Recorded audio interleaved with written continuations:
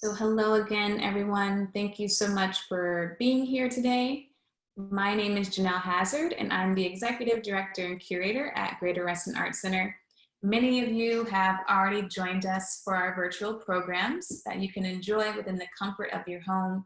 And again, we're really happy that you're here with us today, especially amongst the breaking news of the election earlier. Today, we are delighted to bring you our Creative Response program and welcome art critic and art historian, Molly Warnock. Molly will respond to the work on view in our Maura Dreyer exhibition, Yours for the Asking. This exhibition officially closes today, and we're sad to see it go. However, since our gallery space still remains closed to the public, you can continue to learn more about the works in the exhibition in our online viewing room located on our website. If you haven't checked it out yet, we certainly encourage you to do so, especially after the program. Greater Reston Arts Center is so pleased to present this selection of work in conjunction with the major exhibition of Dreyer's work currently on view at the Phillips Collection in Washington, D.C. That exhibit is titled Maura Dreyer Back in Business, and both shows are curated by Lily Siegel and serve to reposition Dreyer as one of the most significant artists of her generation. Without further ado, I will hand the program over to Sarah Behrens, our Education and Public Programs Manager, to further introduce Molly in this afternoon's program. Thank you. Okay, thank you, Janelle, and thank you everyone for joining us today, again on this final day of the Maura Dreyer exhibition at Grace, and thank you to Reston Community Center for sponsoring this Creative Response program. I think I see Sherry Danaher from RCC on the call. So just to go over a couple housekeeping things, we always say these few points before we begin. Upon entering this Zoom meeting with Grace, you will have been muted. We kindly request that you keep your microphone off during the presentation to help us facilitate a clear presentation between event speakers. And although your audio will be turned off, of course, we would still love to see you. So if you have a camera and you are comfortable with this option, go ahead and leave your camera on. During the presentation, we encourage you to type any questions or comments that you might have for speakers into the chat feature. At the end of the talk, we will open it up for a Q&A session by reading these questions submitted. You can also use the raise hand feature at the bottom of the Zoom call, and we can call on you to unmute yourself and ask your question directly. And finally, this event will be recorded. We're recording now, so if you do not like to be part of that, you can just listen to the talk and simply keep your microphone and camera turned off for the duration of the event. Okay, so Molly Warnock is an art critic and art historian based in Baltimore. The author of Simon Hantai and the Reserves of Painting, published by Pennsylvania State University Press in 2020. She has also published writings in, among other journals, Art Forum, Art in America, Les Cahiers du Musée National d'Art Moderne, which is a French publication, Tate Papers, Journal of Contemporary Painting, and on nonsite.org, as well as in numerous US and European exhibition catalogs. She is a 2020-2021 Elsa Mellenbruce Visiting Senior Fellow at the Center for Advanced Study in the Visual Arts at the National Gallery of Art. She's also currently an assistant professor in the Department of History of Art at Johns Hopkins University. So thank you so much for being with us today, Molly. I'm going to go ahead and hand it over to you for your presentation. Great. Thank you. So I would also like to begin with a few thanks and acknowledgements. First of all, to Grace for the opportunity to speak about this completely fascinating artist. I would also like to thank Sarah in particular for getting me access to this show so that I would be in a position to talk about some of this work, and for providing me a number of the photos that I'll be showing today. You'll be able to tell the ones that Sarah provided me because they are good quality, and they will unfortunately be mixed in with various details that I took with my phone. So I'm apologizing a bit preemptively for the quality of some of these images, but so much of what I want to say is tied to very close-up details of specific features of these paintings that I sort of saw no other recourse. I would also like to begin by congratulating the curator, Lily Siegel, for curating these two very, very beautiful shows and for helping to make Dreyer's work better known. just two other, sort of general remarks by way of beginning. The first is that I am by no means an expert on Maura Dreyer's art, although I admire it very, very much. And I would say I've been interested in her work ever since I first saw it in an exhibition that took place in 2001 entitled As Painting, Division and Displacement at the Wexner Center for the Arts in Columbus, Ohio. Now, this was a very large show, and today it's remembered primarily for being one of the first exhibitions in an American institution to introduce to US audiences a number of post-war French painters who had not previously had much visibility within the United States. So figures like Simon Antaille, the subject of my first book, but also figures like Martin Barre, who is the subject of a retrospective up right now, although also at present closed to the public at the Centre Pompidou in Paris. But at the same time that it was giving those artists some new visibility, it was showing them alongside the work of some very interesting American artists, including Maura Dreyer. And the thrust of that show was essentially, artists working in the wake of American minimalism in particular. And I remember that exhibition included 3 paintings by Dreyer, including the one that Lily Siegel singles out as the occasion for her first experience of Dreyer's work, the 1990-91 Wall of Fear, which she discusses in the preface that she wrote to the exhibition at Grace. I remember being, very intrigued by these paintings, but I was at that point just at the very beginning of my graduate study, and since then, my work has tended to focus primarily on post-war abstraction in Europe. So this was really the first occasion that I had had since 2001, and far surpassing 2001, I could say, to look at her work in some depth and breadth and to form a better understanding of, let's say, the broad contours of her overall practice.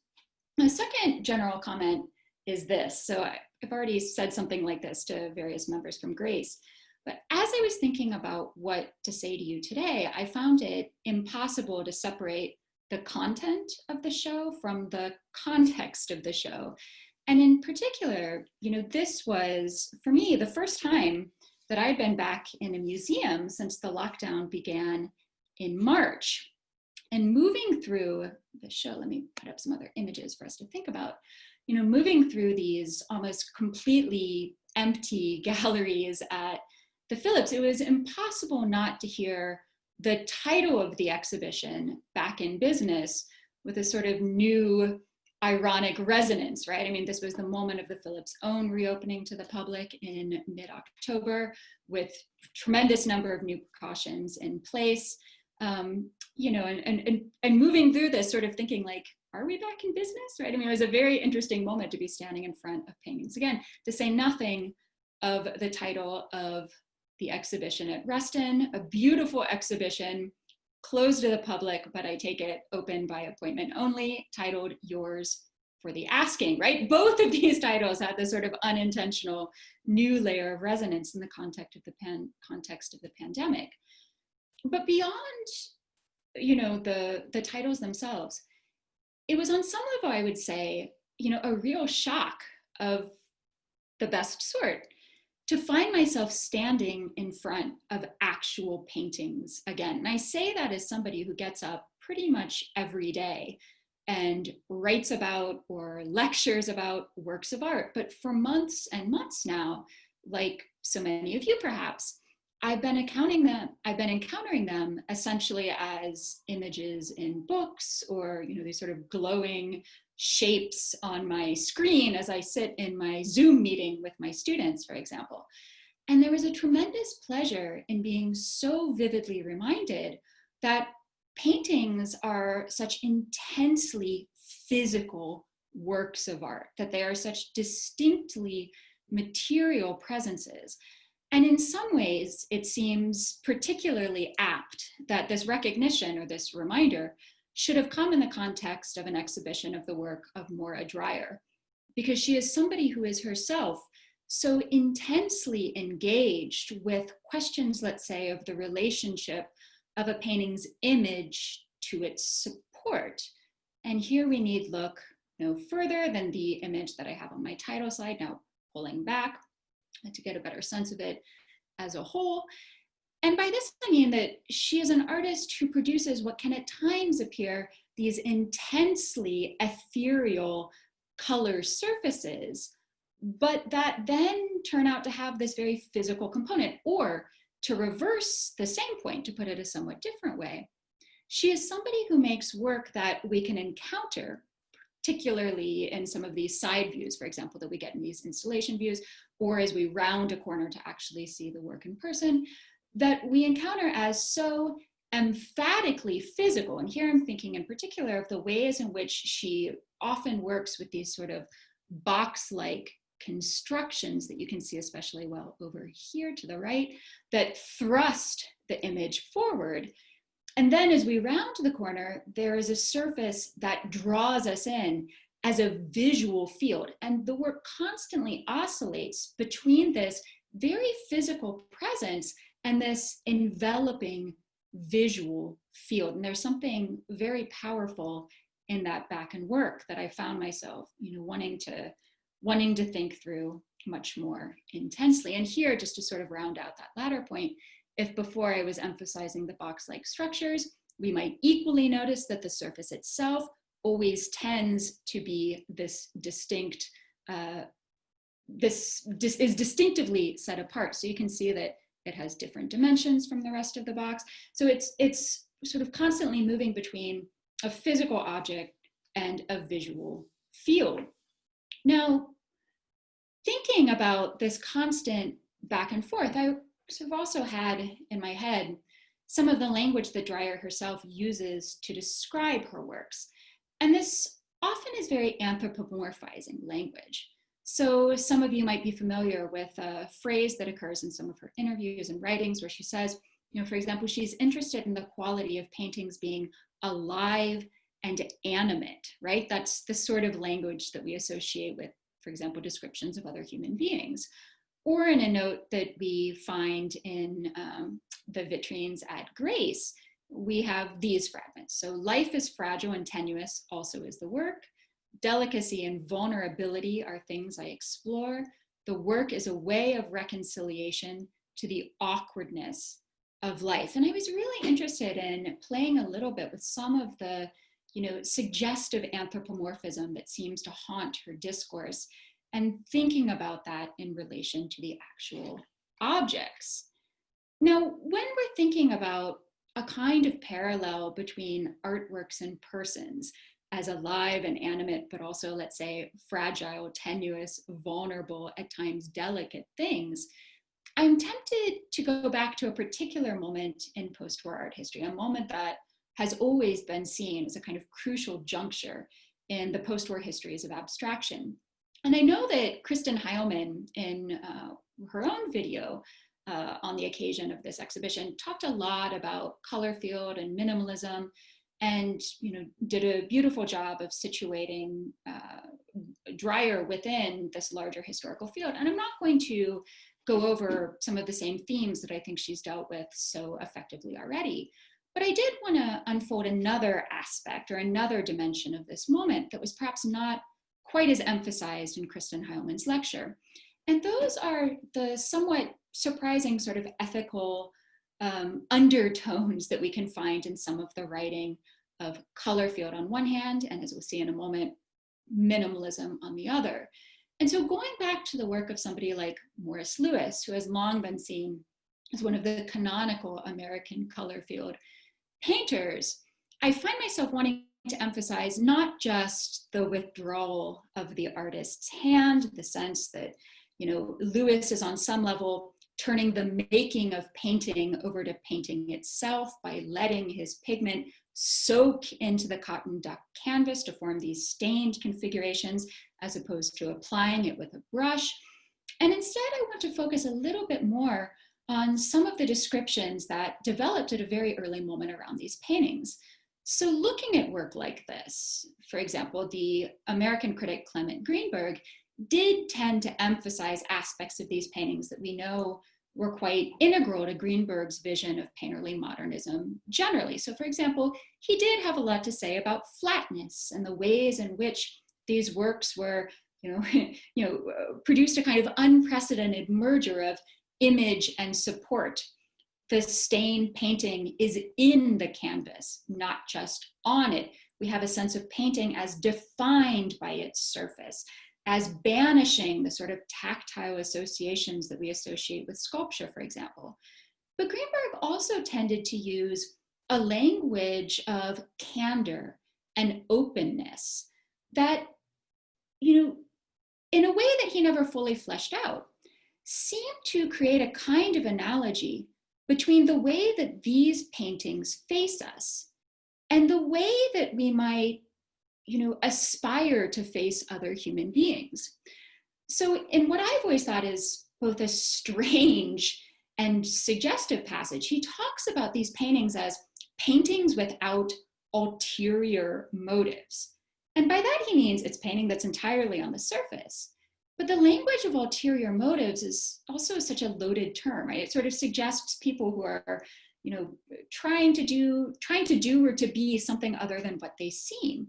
And looking at this painting, Greenberg seemed to feel that it provided a kind of model of human presentness in which another human being was completely available to us, completely open, facing us with unprecedented candor. Again, this is not how we tend to talk about Greenberg, but we find this aspect in his writings, not fully acknowledged or fleshed out by Greenberg himself. When we come over to the early discourse on minimalism, on the other hand, it's a very different story. And so here, to cite one among a number of canonical texts, I would point in particular at Michael Fried's 1967 Art and Objecthood, a famously contested and debated text. We're not going to get into all the ins and outs of that here. In fact, I just want to seize on one very specific aspect of Fried's account of minimalism. Fried, like Greenberg, championed the work of Morris Louis. He thought American color field painting was the absolute epitome of American modernism at the time he was writing. Looking at the work of somebody like Tony Smith, by contrast, Fried understood that work to embody a kind of threat. And here, it's important that he also tends to use very anthropomorphizing metaphors. So looking at a work like Tony Smith's 6x6 foot steel cube die, he would say, look, this also faces us like another person. It's scaled to the dimensions of the standing human form, right? A sort of roughly 6 foot tall human beholder. It is bilaterally symmetrical in the way that human beings are bilaterally symmetrical. And like other human beings, we encounter it all at once as an integral thing, right? When we encounter other human beings, we don't break them down into their constituent parts. We see them all at once. But going on, Fried says, within this anthropomorphism, there's a kind of problem. Because if it confronts us like another human being, it is a human being that radically withdraws from us. And here he was picking up on the ways in which early observers and critics of minimalism had routinely described minimalist objects such as this one as hollow. And the idea was something like, it is an object with deliberately uninteresting surfaces that keep us on the surface, with an unknowable interior that is, as it were, permanently withheld or reserved from us. So it's not that minimalism overcomes anthropomorphism. On Fried's reading, it's that minimalism puts forward a fundamentally worrying vision of human beings as reserved and withheld subjects who give us, as it were, no indication of what's going on in their inner life. Now, the suggestion that I would want to make is that, Dreyer works against the backdrop of all of this. And there are elements that she's taking from color field, just as there are elements that she's taking from minimalism. But the vision that she puts forward of the relationship between, let's say, illusion and literal physical being, surface and questions of physicality and objectness, is all her own. That she cuts a very distinctive path against the backdrop of these two practices. And again, this would be, a kind of vision in which terms like vulnerability, awkwardness, the works being available to us, but in ways that are sometimes awkward in the way that life is awkward. All of this sort of, unfolds within a very specific horizon. So for the remainder of my talk today, what I'd really like to do is just focus on a few very specific observable features of Dreyer's practice, and to think about the ways in which she's negotiating some of these ideas of a surface that is totally available to us on one hand, and an object that contains a kind of reserve and has a kind of inbuilt distance on the other. She's constantly negotiating, I think, these different poles. So the first aspect of her work that I'd just like to spend some time thinking about and looking at, again, that relationship between image and support, specifically as it has to do with her highly deliberate choice to work, for the most part, on wood. And here we're looking at an object that brought a lot of these issues into focus for me when I first saw it at Grace. So it's her untitled painting of 1992. And in general, I've tried to give you both the dimensions and the materials for all of these images the first time we encounter them.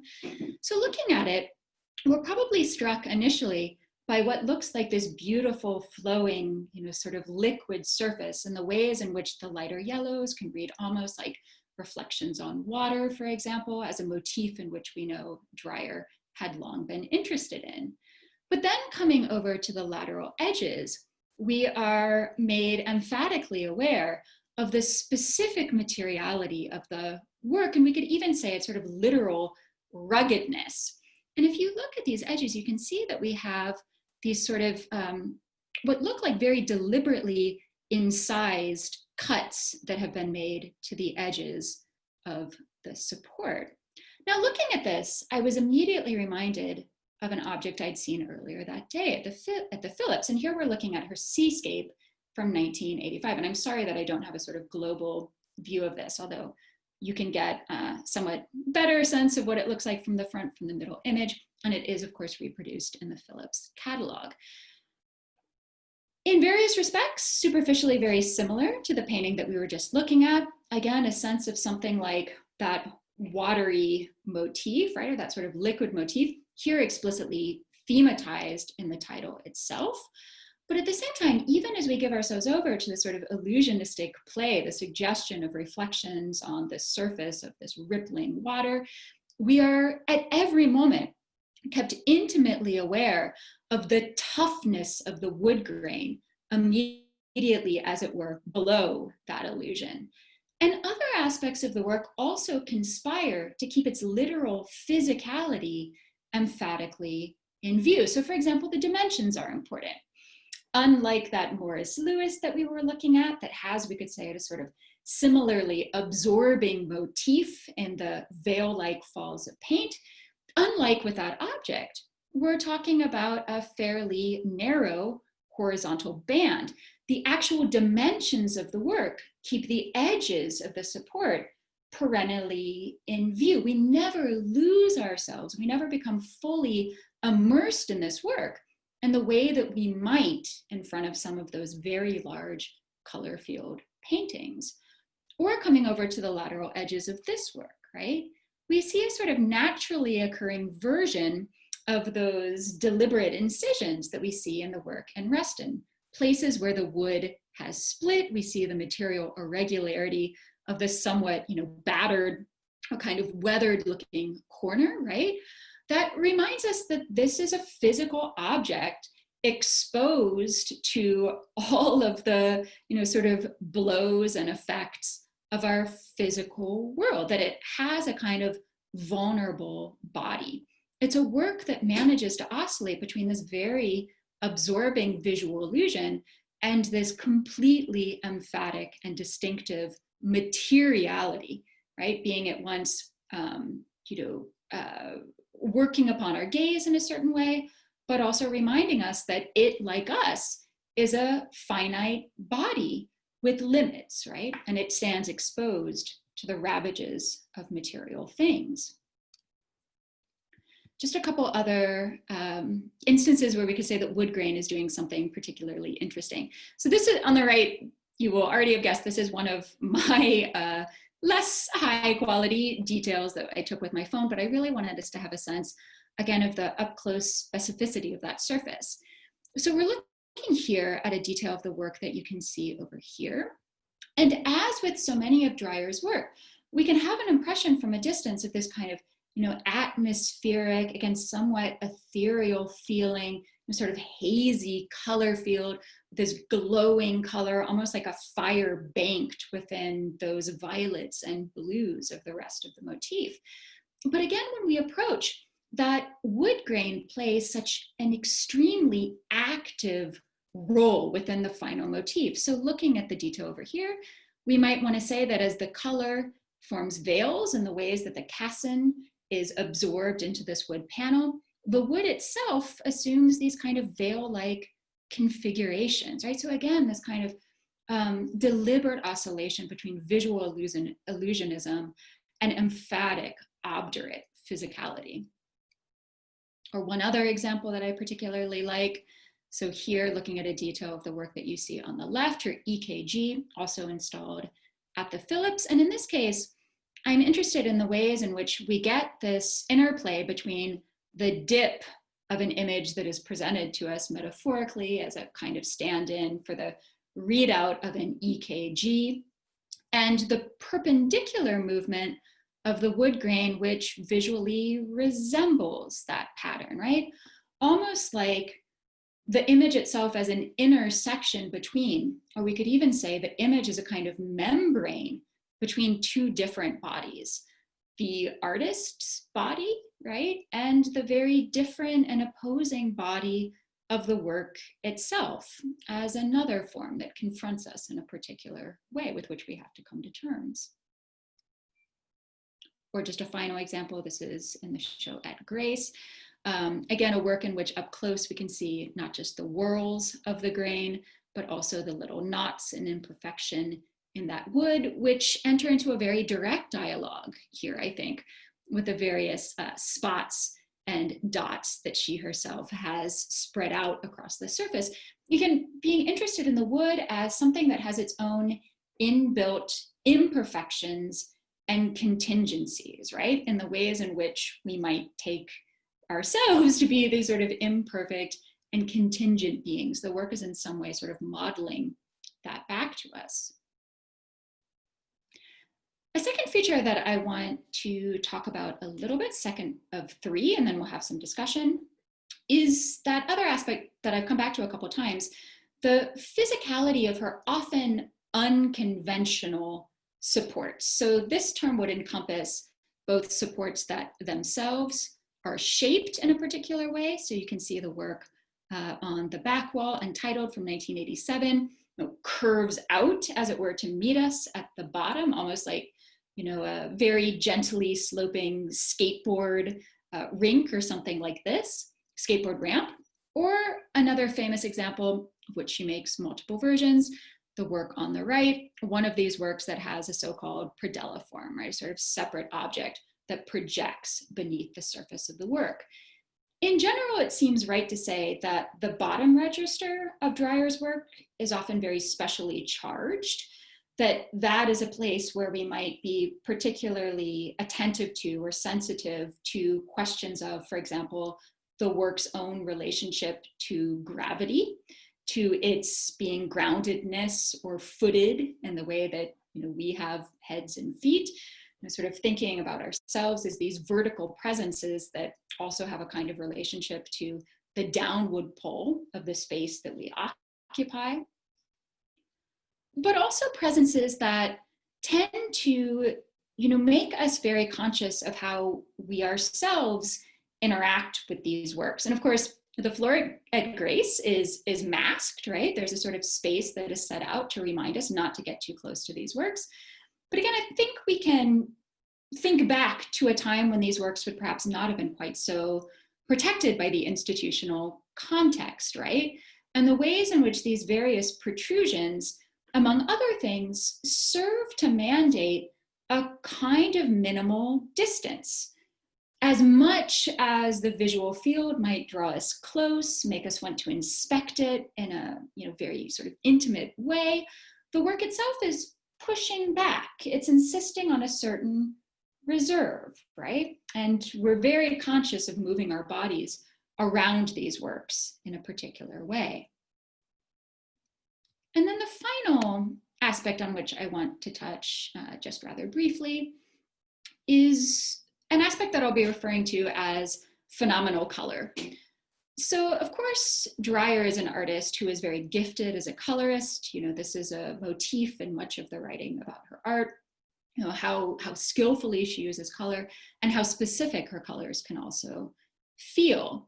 Looking at a work like this, however, I'm interested not just in this beautiful Carmian red that we see on the surface, but in the color that appears as we begin to move around it. And this is very hard to photograph, which is both unfortunate, but also, I take it, part of the point. So we're looking here at various photos that I took, trying to capture a sort of secret fact about this work, which I think you can make out perhaps the best over here, that the work is in fact painted on its reverse. It's painted a bright Kelly green. And because of the way that this green reflects off the white of the wall behind it, the work is surrounded, when you see it in person, by this kind of green glow. And you can sort of see that here.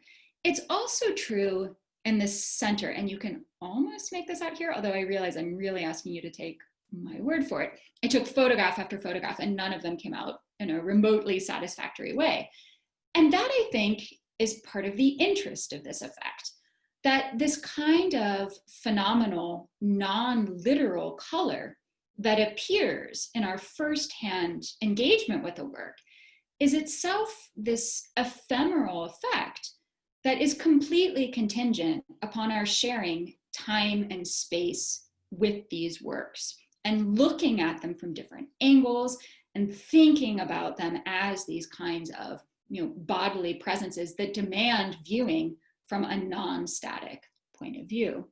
And I'll give you just a couple other examples in which this would be true. So another work that is painted on the reverse, and you can sort of sense, I think, just from these images, the various contorted positions that I was taking up in both of these exhibitions, trying to capture some of these aspects of these works, right? Getting under them, getting behind them to the extent that this is possible. But it's something that we see playing out in her work again and again and again. Things painted on the reverse, right? A kind of color held in reserve for us to discover as we navigate these three-dimensional objects. And you can see a little bit in the image on the left. Again, we get that sort of reflected green glow. To say nothing of all of the shadow drawing that we see, right? And the ways in which those cast shadows also move as we move around these works and seem to constitute another order of drawing that I think Dreyer is always playing with and always very interested in exploiting. So again, these sort of contingent, in this case, literally immaterial effects that are nonetheless absolutely indexed to the physical presence of this object. Or another example of this would be the work known as the stripe. And on the right, you have a particularly dark and unfortunate detail, just to show you this is another instance of a work painted Kelly green on its reverse. Or one final example, this is at Grace. And again, it's in some ways perverse that I decided I would do a slideshow about this, knowing already that it didn't photograph particularly well. But I think you can sort of get a sense in the image on the right that in this case, the work is surrounded by a pinkish glow. And it's actually very striking when you see it in person, this sort of shifting pink frame, as it were, that sort of comes and goes as you move around it, and which in this case is a phenomenal effect of the reflections from this plaid border, right? So she's always sort of playing with these very contingent effects that are nonetheless rooted in the extremely inventive and very particular materiality of these objects.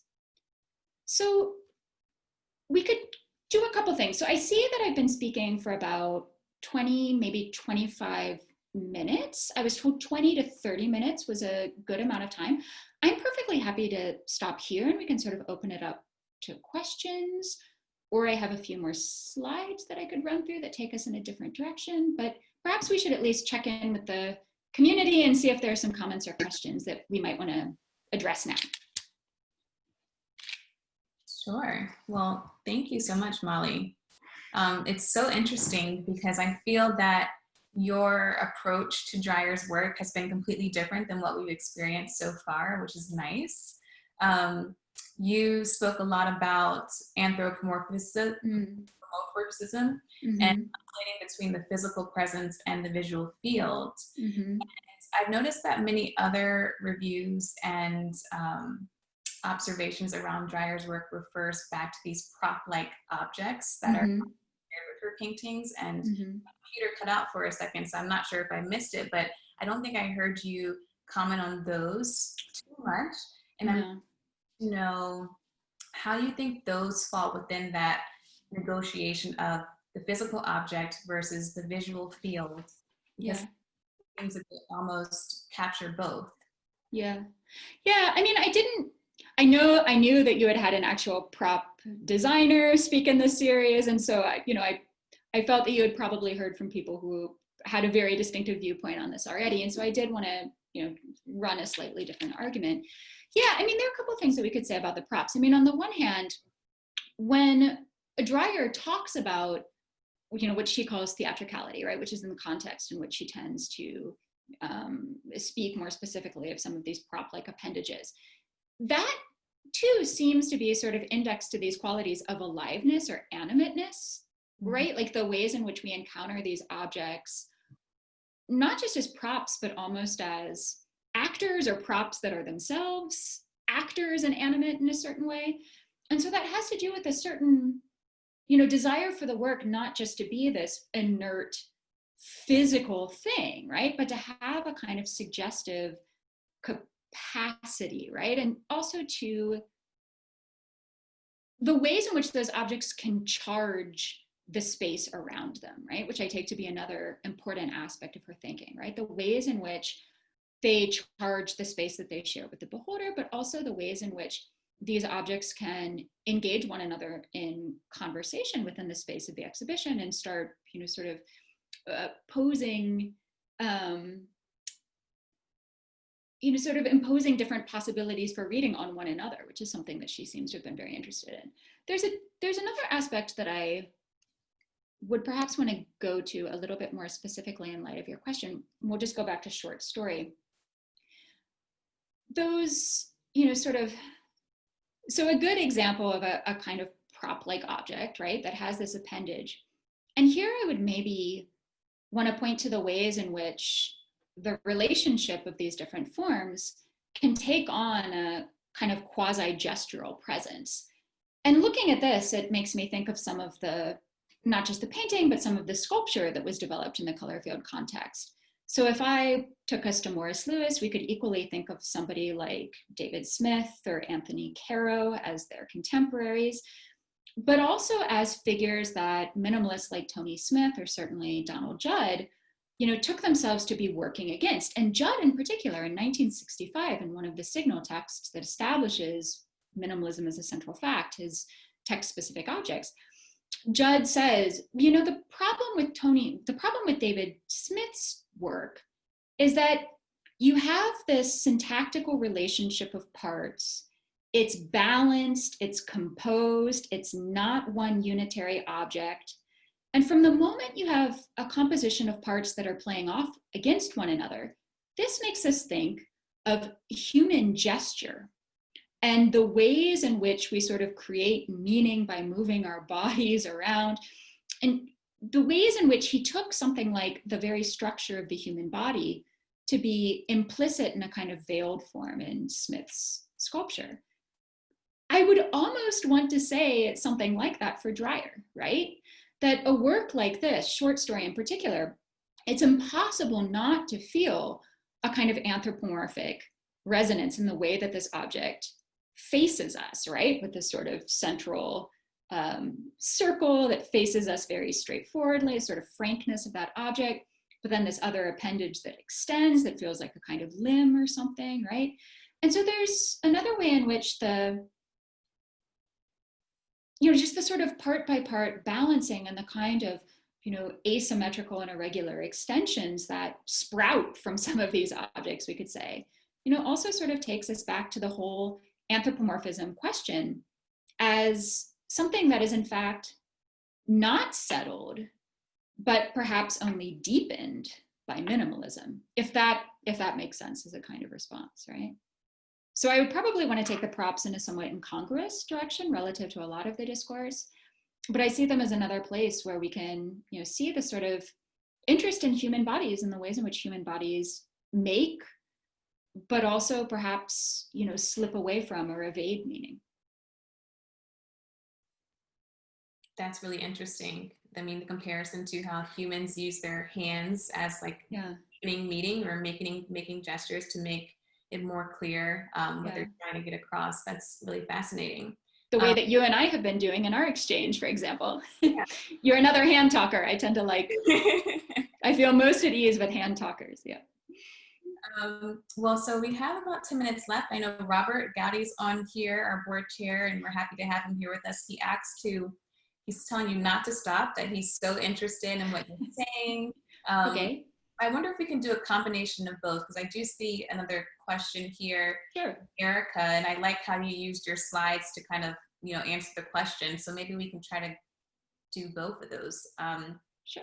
Erica's question is, speaking to the dimensionality of the bottom of the pieces and the idea that they require physical minimal distance, what do you make of the invitation of the suggestion box or the handle on the green piece, which are both works at Grace?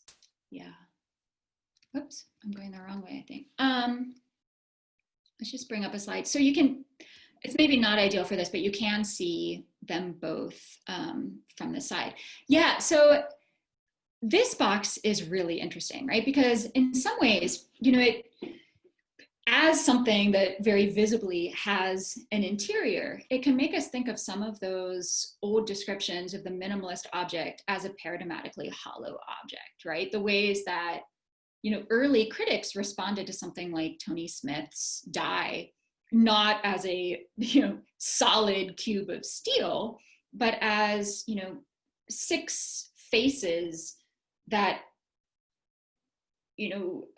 enseal within them this interior to which we don't have access. Immediately then one would want to say that the point of Dreyer's intervention is that we are shown the inside, right? It is a kind of interior, it's a kind of 3-dimensional volume. It plays in a very literal way upon ideas of interiority as something that doesn't simply pertain to artworks, but something that we associate with human beings as well.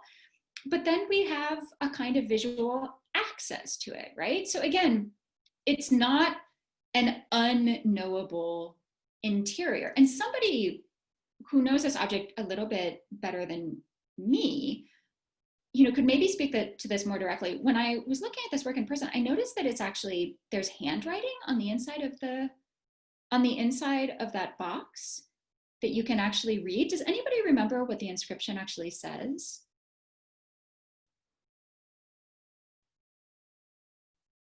I don't think I have it in my notes, but it was something that I noticed when I was in front of it. So you can sort of, if you get down and you sort of peer through the letterbox, you can see, I take it to be Dreyer's hand. I think it's her signature. Is it her signature? I think so. That could be. Okay, I was looking to see if I had taken a detail of it, and in fact I didn't, and I think I just couldn't get a very good view of it, right? So it's an interior that actively rewards our looking into it, right? I mean, it sort of gives us more information than was available on the exterior.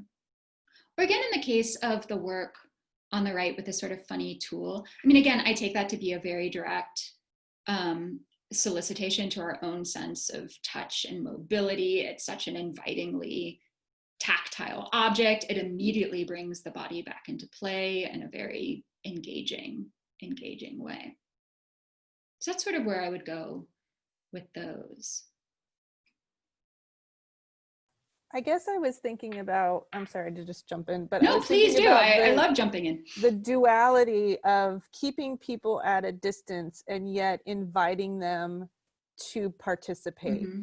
It seemed to me that with these two pieces, and maybe because of the way that they're positioned at the gallery, that when you come up on them, it's almost like there is that invitation to look deeper into that box, or you want to turn that handle and see what that mechanism does. And so I just wondered, once you said that there was this idea of the bottom of that Phillips piece, which was the exact piece that as soon as I saw at the Phillips, I was like, wow, that's amazing, that little skateboard ramp at the end. Because it really does help you like kind of float into it. And I just was thinking, there is some sort of drawing in that's happening.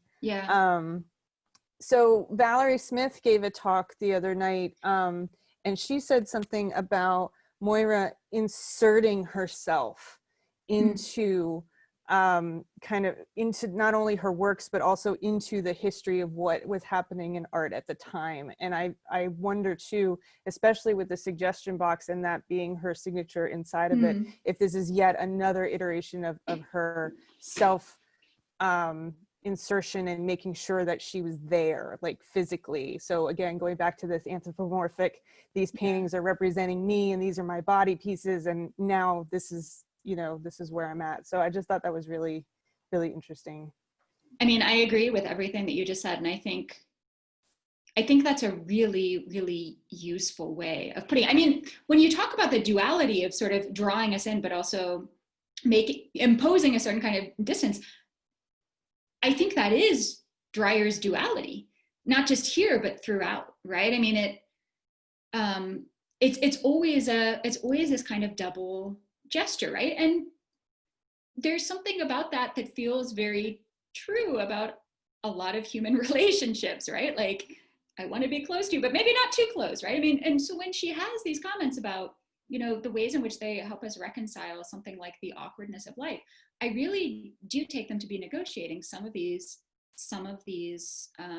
social issues and social tensions. But I also like what you were saying about the implication of Dreyer's own body. And I think the, sort of universal point that I would want to make there maybe is that Dreyer is the maker of these works, but she's also the first beholder, right? And she is the one who inhabits before any of us the dynamic that she's creating.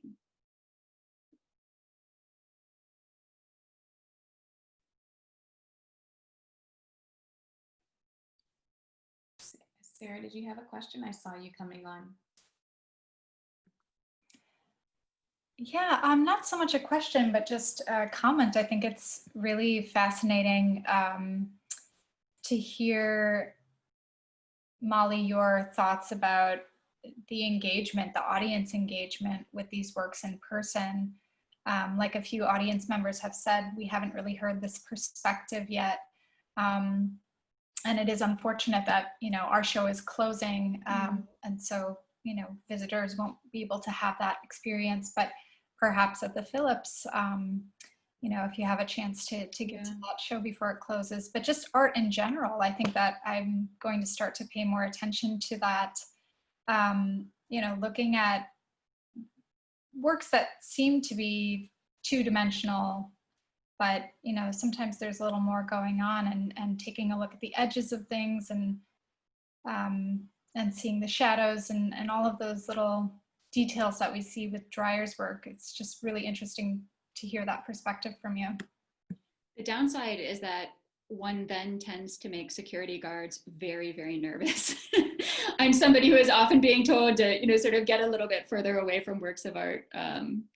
But yeah, I mean, these works by Dreyer, I think, have so much to give us from so many angles, both figuratively, but also very, very literally, right? They really reward that kind of embodied navigation of their presence in space, I would say. All right, well, we have just a few more minutes. Does anyone have any other questions for Molly before we wrap up?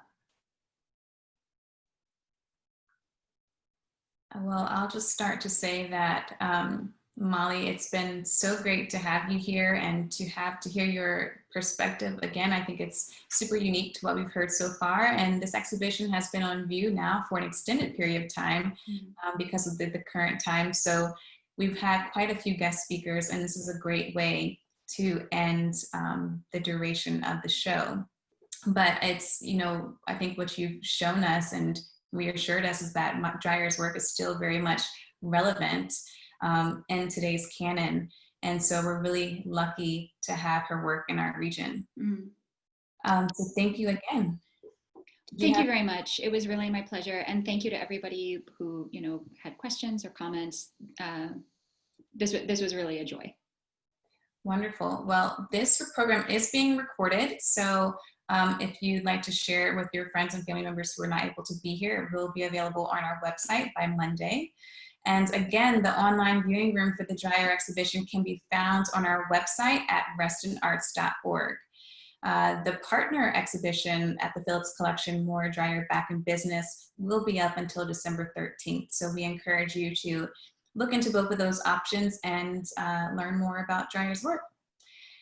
You are welcome to leave any additional comments or questions for Molly, for us, on our social media platform at Reston Arts, or by emailing us at info@restonarts.org. And you connect with us on social media or sign up for a newsletter through that email to stay updated on all things Greater Reston Arts Center. Again, thank you, Molly, and thank you everyone for joining us.